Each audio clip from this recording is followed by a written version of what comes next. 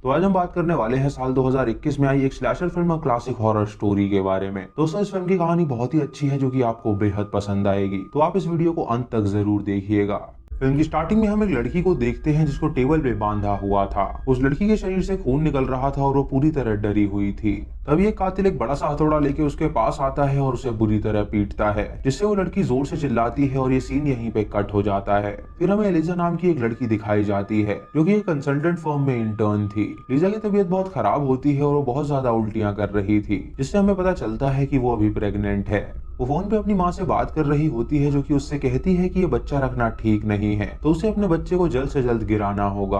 उसकी माँ ने उसके लिए एक डॉक्टर भी अपॉइंट किया था और बहुत जल्द एलिसा वहीं पे जाने वाली थी। उसकी माँ उससे कहती है कि उसे एक कैंपर वैन में वहां पे ले जाया जाएगा और उस कैंपर वैन में 4 लोग और भी आने वाले थे। पहला बंदा होता है फेब्रिजियो जो कि उस वैन को ड्राइव करने वाला था। सोफिया जो कि अपनी 3D आर्ट गैलरी का बिजनेस चलाया करती थी और उसके साथ उसका बॉयफ्रेंड मार्क भी आने वाला था। चौथा बंदा होता है रिकार्डो जो कि एक डॉक्टर था। वो सभी वैन में आते हैं और फेब्रिजियो अपने यूट्यूब चैनल के लिए वीडियो बना रहा था। वो सबको रिकॉर्ड करता है और उनसे कहता है कि वो उसकी तारीफ करें। जब वो लोग आगे बढ़ते हैं तो अचानक एलिजा को वॉमिटिंग होने लगती है, इसीलिए वो वैन को रुकवा के बाहर जाती है उल्टी करने के लिए। मार्क फेब्रिजियो से कहता है कि उन्हें यहाँ से चलना चाहिए, लेकिन उसने ड्रिंक करी हुई थी इसीलिए वो ऐसा कह रहा था। सभी को उसकी बात माननी ही पड़ती है क्योंकि वो बहुत ही ज्यादा एग्रेसिव हो गया था। उन्हें ड्राइव करते हुए रात हो जाती है। मार्क फेब्रिजियो को बताता है कि वो एक फिल्म स्कूल में पढ़ाई करता है और वो एक डायरेक्टर बनना चाहता है जो कि फिल्म में बनाएगा। मार्क गाड़ी चलाते हुए ड्रिंक भी कर रहा था, जिससे वो सड़क पर डियर की लाश पड़ी हुई नहीं देख पाता। फेब्रिजियो जब वो देखता है तो वो उसका स्टीयरिंग मोड़ देता है, लेकिन तभी उनकी गाड़ी एक पेड़ से जा टकराती है और उनका एक्सीडेंट हो जाता है। अगली सुबह जब सभी आंखें खुलती हैं तो वो देखते हैं कि मार्क की टांग टूट गई है। रिकार्डो तुरंत लकड़ियां लेकर आता है और मार्क के पैरों पे उसे लगा देता है ताकि उसका पैर सीधा रह सके और चलने में उसकी मदद हो सके। रिकार्डो एलिसा से कहता है कि वो तुरंत पुलिस को कॉल करे और उन्हें यहाँ पे मदद के लिए बुलाए, लेकिन जब एलिसा वहाँ पे कॉल करती है तो उसका कॉल नहीं लगता क्योंकि उस एरिया में उसके फोन के नेटवर्क नहीं आ रहे थे। वो सभी अपने अपने फोन चेक करते हैं लेकिन किसी में भी नेटवर्क नहीं आ रहे थे। ये देख के वो कैंपर वैन से बाहर निकलते हैं और देखते हैं कि वो एक सुनसान जंगल में पहुंच गए हैं जहाँ पे दूर दूर तक कोई भी रास्ता उन्हें नजर नहीं आता। ये देख के वो हैरान हो जाते हैं क्योंकि सड़क के किनारे ही उनका एक्सीडेंट हुआ था और अचानक वो सड़क गायब कैसे हो सकती थी। तभी एलिसा को वहाँ पे एक कैबिन नजर आता है तो वो सबको वहाँ पे ले जाती है। वो सभी वहाँ पहुँचते हैं और उस कैबिन का दरवाजा खटखटाते हैं, लेकिन वहाँ पे कोई भी उनका जवाब नहीं देता। रिकार्डो सबसे कहता है कि ऐसे काम बिल्कुल नहीं चलेगा, तो वो रास्ता ढूंढने जा रहा है और फेब्रिजियो भी उसके साथ चलता है। फेब्रिजियो उससे कहता है कि उन्हें साउथ की तरफ जाना चाहिए जहाँ पे उन्हें रोड मिल सकता है। तभी उन्हें अपने सामने 3 पुतले लटके हुए नजर आते हैं और उनके नीचे 5 जानवरों के कटे हुए सर रखे गए थे। वहाँ पे एक बैनर भी टंगा हुआ था जिसपे लिखा था 3 नाइट्स ऑफ ऑनर। ये देख के वो दोनों हैरान हो जाते हैं और सोचते हैं कि आखिर यहाँ पे हो क्या रहा है। रिकार्डो फेब्रिजियो को बताता है कि शायद उसे लगता है कि यहाँ पे कोई सैटानिक रिचुअल किया जाता है। ये सुन के फेब्रिजियो डर जाता है और वो रिकार्डो से कहता है कि उन्हें यहाँ से जल्दी निकलना चाहिए। इधर एलिसा वैन से देखती है कि उस कैबिन का दरवाजा खुला हुआ है। ये देख के वो अपने साथियों को बताना चाहती है, लेकिन वो देखती है कि वो दोनों सो रहे हैं, इसीलिए वो अकेले ही उस कैबिन में जाने का फैसला करती है। जब वो उस कैबिन के अंदर जाती है तो वो आवाज लगाती है, लेकिन कोई भी उसका जवाब नहीं देता। उसे पता चलता है कि वो कैबिन पूरा खाली है और कोई भी वहाँ पे नहीं रहता।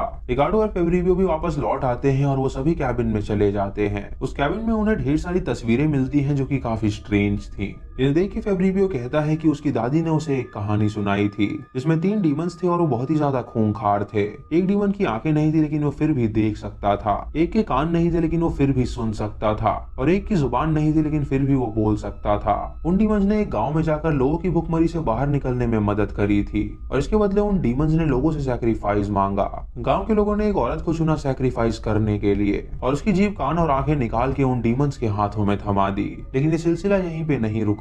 उन लोगों को जब भी उन डीमंस की जरूरत पड़ती थी तो वो अपनी गांव की लड़कियों को उन पे बलि चढ़ा देते थे, जिससे कि उनकी जरूरत पूरी हो जाती थी।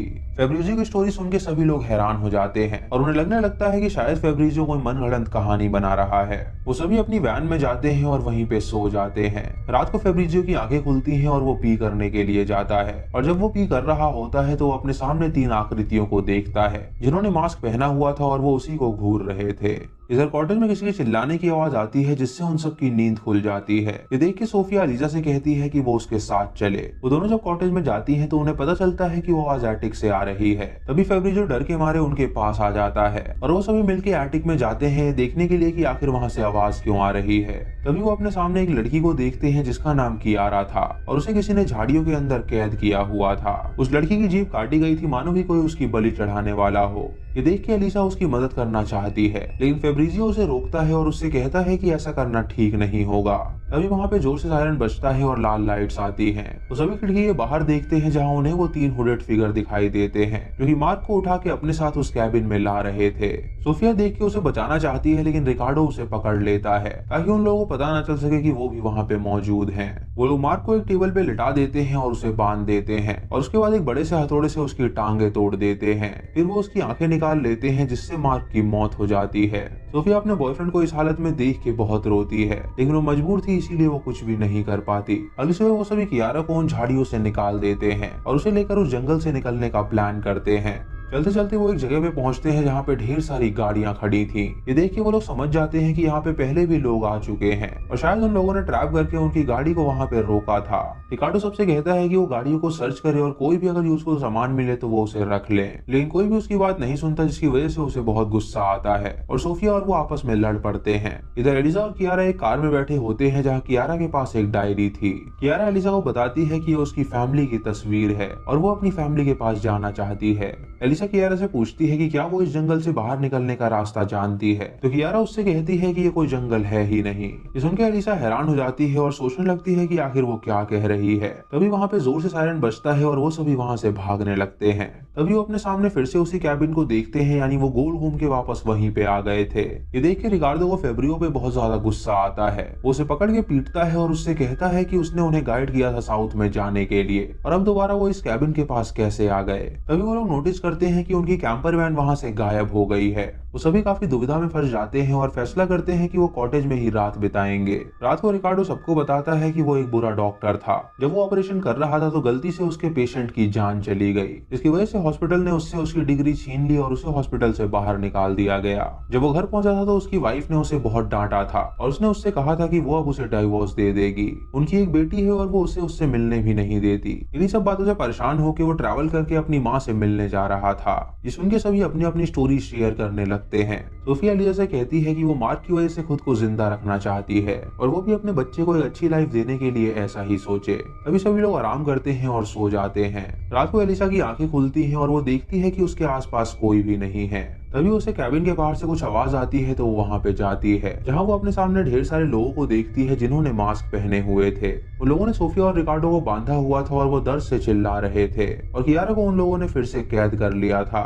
जब वो लोग एलिजा को देखते हैं तो वो उसे घूरने लगते हैं, लेकिन तभी फेब्रिजियो वहां पे आता है जो कि एलिजा को अंदर कैबिन में ले जाता है। वो उससे कहता है कि वो शांत रहे वरना वो लोग उसे भी मार डालेंगे। वो तीनों खिड़की से देखते हैं जहाँ स्टेज पे उन्हें 3 डीमन दिखाई देते हैं जिसके बारे में फेब्रिजियो ने बताया था। वो डीमन बहुत ही अजीब सी आवाजें निकाल रहे थे और सभी लोग उन्हें फॉलो कर रहे थे। उसके बाद वो चाकू से सोफिया और रिकार्डो की एक एक आंखें निकाल लेते हैं और उसके बाद उसे लकड़ी के एक टुकड़े पे लगा देते हैं। फिर वो उनका गला काट के उनकी बलि चढ़ाते हैं और उन्हें जान से मार डालते हैं। ये देख के एलिजा बहुत ज्यादा रोती है और सोचती है कि आखिर वो कहाँ पे फंस गए। एलिजा फेब्रिजियो से कहती है कि उसके अलावा सभी ने बियर पी रखी थी। इसके बाद वो लोग गहरी नींद में थे और जब वो उठे तो ऐसा हो गया। फेब्रिजियो उसे गले लगाता है और उससे कहता है कि सब कुछ ठीक हो जाएगा।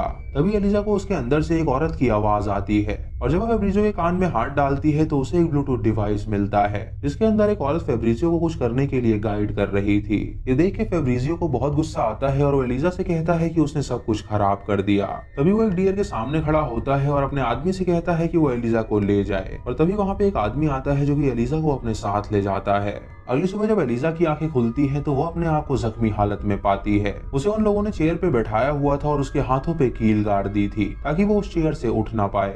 अपने सामने वो ढेर सारे लोगों को देखती है जो कि उसी गांव के लोग थे और वहां पे उस टाउन की मेयर भी बैठी हुई थी जो कि काफी खतरनाक थी। ये सब देख के एलिजा समझ जाती है कि फेब्रिजियो ने जो कहानी बताई थी वो बिल्कुल सच थी और यही वो गांव के लोग हैं जिनके ट्रैप में वो लोग फंस गए थे। तभी वो लीडर एलिजा के पास आती है और उससे कहती है कि वो बहुत ही प्रेशियस है क्योंकि उसकी वजह से सभी गांव वालों की जान बच पाएगी। वो बहुत जल्दी उस डीमन को उसकी बलि चढ़ाएंगे। तभी वहाँ पे एक कार आती है और वो लीडर उसमें बैठ के वहाँ से चली जाती है। तभी एलिजा को एक रूम में ले जाया जाता है जहाँ पे एक स्क्रीन लगी हुई थी। ये देखकर एलिजा समझ जाती है कि जो कुछ भी यहाँ पे हो रहा था वो सभी उनका प्लान था। तभी फेब्रिजियो उसकी स्क्रीन के सामने आता है और वो उसे बताता है कि वो सभी ये फिल्म के लिए कर रहे हैं और वो उसकी अगली विक्टिम है जिसकी बलि वो असली में चढ़ाएंगे। एलिजा उससे कहती है कि वो कोई एक्टर नहीं है तो वो उसकी फिल्म में काम नहीं करना चाहती। तो फेब्रिजियो उससे कहता है कि वो मौत को एकदम रियल दिखाना चाहता है, जिसकी वजह से वो रियल में उसकी बलि चढ़ाएगा ताकि ऑडियंस उसे देख के हैरान हो जाए। वो एलिजा से ये भी कहता है कि फ्यूचर सिनेमा ऐसा ही होने वाला है और उसके जो 3 डीमंस हैं वो जेसन, फ्रेडी और माइकल मायर्स से भी ताकतवर हैं। ये कह के वो अपनी कॉल काट देता है।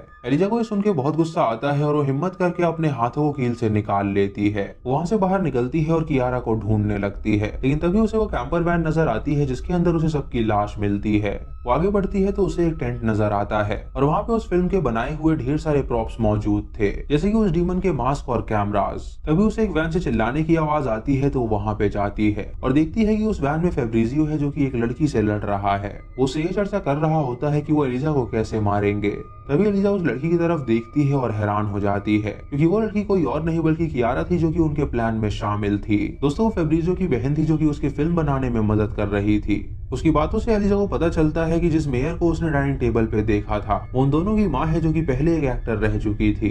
तभी कियारा वो ड्रेस पहनती है कैरेक्टर में आने के लिए और अपना मेकअप भी कर लेती है ताकि वो रियल लग सके। जब वो अपनी वैन का दरवाजा खोलती है तो वो अपने सामने मास्क्ड एलिजा को देखती है जिसके हाथ में एक गन होती है जो कि उसे शूट करके मार डालती है। फेब्रिजियो देख के काफी डर जाता है और वहां से भागने की कोशिश करता है, लेकिन एलिजा उसकी टांग में गोली मार देती है जिससे उसकी टांग टूट जाती है। वो कैमरा उसकी तरफ करती है जहां फेब्रिजियो उसे अपनी जान की भीख मांग रहा था, लेकिन वो उसकी एक भी बात नहीं सुनती और उसे शूट करके मार डालती है। उसके बाद वो कैमरा के पास जाती है और कहती है कि ये उनके फिल्म की एंडिंग है। उसके बाद एलिजा जंगलों में जाती है वहां से बाहर निकलने के लिए। वहीं पे उसे एक बच्चा नजर आता है जो कि उसे देख के बहुत ही डर जाता है और एलिजा उसका पीछा करने लगती है वहां से बाहर निकलने के लिए। तभी वो एक बीच पे पहुंचती है जहाँ पे ढेर सारे लोग मौजूद थे। वो सभी लोग उसे देख के उसकी वीडियो बनाना शुरू कर देते हैं और एलिजा अपने फोन में देखती है कि उसका सिग्नल वापस आ गया है। उसे फोन में अपनी माँ का मैसेज दिखता है जो कि उससे पूछ रही थी कि वो अभी तक क्यों नहीं आई। वो मैसेज देख के अपना फोन फेंक देती है और समुद्र के अंदर चली जाती है जहाँ पे वो अपने पेट में पल रहे बच्चे को टच करती है और सोचती है कि अब वो इस बच्चे के लिए जिंदा रहेगी। मूवी के एंडिंग में हम देखते हैं कि इस मूवी को ब्लड फ्लिक्स नाम के एक OTT प्लेटफॉर्म पे रिलीज कर दिया गया था और कोई भी इस फिल्म को पसंद नहीं कर रहा था क्योंकि इसमें काफी ज्यादा ब्रुटैलिटी थी। और इसी के साथ ये मूवी यहीं पे खत्म हो जाती है। तो दोस्तों, ये थी इस फिल्म की कहानी। आपको इसकी कहानी कैसी लगी आप हमें कमेंट सेक्शन में जरूर बताएं और यही बताएं कि आजकल के जमाने में क्या सच में इंसान की बलि चढ़ाई जाती है या नहीं। दोस्तों, फिल्म काफी नॉर्मल थी और ये एक वन टाइम वॉच है, तो आप इसे एक बार जरूर देखिएगा। चैनल पे नए हैं तो इसे सब्सक्राइब करें और बेल आइकॉन दबाएं नोटिफिकेशंस के लिए। दोस्तों, वीडियो को लाइक और शेयर करना बिल्कुल मत भूलिएगा।